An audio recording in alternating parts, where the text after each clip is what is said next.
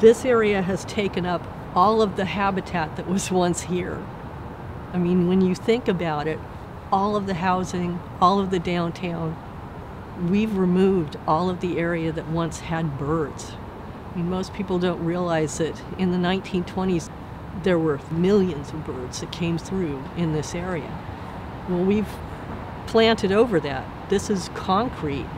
One of the things we have seen is birds that can't make it all the way on their migration and starve to death halfway through. We need to make sure that our habitats here that help the birds and butterflies is stable for them so that they continue migrating and being healthy. San Diego City College has made a huge commitment to work with the Audubon Club, with the Audubon Society, the Xerces Society, and the California Plant Society too. The fact that City College has put trees around the blocks is an immense thing. If you go further south, you're going to find more blocks without trees. We want to see this whole habitat become a place where all the birds come and stop on their way north and south and really be a part of the environment again. My name is Lisa Chaddock. I'm a professor of geography here at San Diego City College. And I've been involved with Audubon since I was a student. At San Diego State, I got involved with the Silverwood Committee, and Silverwood is a wildlife sanctuary here in San Diego that Audubon created to give birds a place to nest in the coastal sage, chaparral, oak woodland area. When I finally got to teach here, one of the first things I wanted to do was to start an Audubon club, just like the one I'd been in at San Diego State, so that I could give people an opportunity to be involved in making a difference. And I'm now on the board of San Diego Audubon. I'm vice president, and it's been an amazing experience because I get to work on projects that will help San Diego in the face of climate change and help birds and butterflies and bugs as they migrate north and south, as they work through their changing habitats for climate change. At least I'm doing my part, and I'm teaching other people how to do their part and how to just find a place to feel like they can contribute, right, to be a part of things. The Plants for Birds Garden got started because California Audubon and then National Audubon gave the Audubon Club at City College a grant to start putting in native plants that would allow the birds to come back to this area as they migrate in the fall and in the spring. So this garden is planted so that the hummingbirds can come here and nest. What you'll see right now is hummingbirds competing for the nesting area. And then in the spring, you'll see them zooming all in over the place and being crazy. We do also have a cactus garden over by the gym because it is so hot. And that has some plants that are specific to our deserts, like smoke tree and some of the opuntias.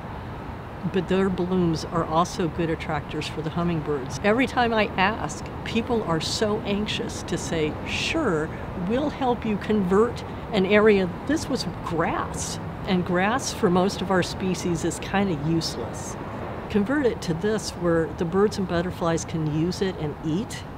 I know that a lot of people love their gardens, but if it doesn't feed the species that it brought to you, it's hard on them. Do you want to see them starve? Birds and butterflies and bugs, they all need their native plants. They're adapted to those native plants. They pollinate those native plants, so they need them as they come through in the fall and spring. So here on campus, we were given a grant starting in 2017, and this club, Audubon Club, has been here since 2013. So we've really looked for places. And Kim, the previous gardener, said, well, take the area on 16th Street. She liked it so much, she said, the area by the Seville, do you want that too? And asked National Audubon for money, and they gave us more money. And they have continued to give us money for the Plants for Birds projects to where we now have 5 gardens here on campus. And on November 19th, we'll have number 6 and number 7 going in. Our club has been involved in the Rewild Mission Bay project because we want to put in more wetlands. And we've been involved in planting at Otay Valley Regional Park because that area has a component of wetlands. And wetlands will help as sea level rises.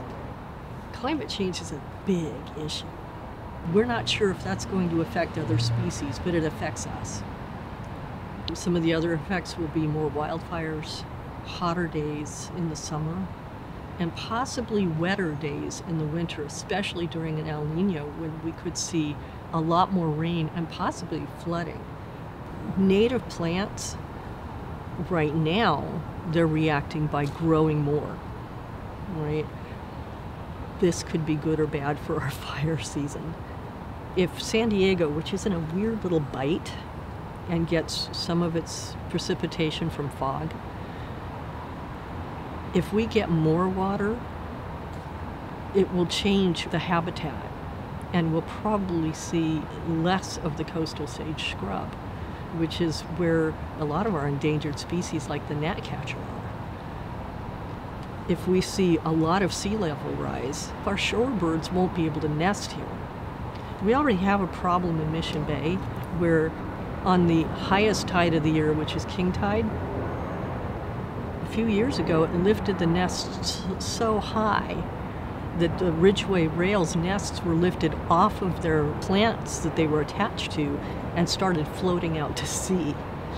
And it was volunteers who ran out in the water and collected the eggs, and then we hatched them at Living Coast and then re-released them.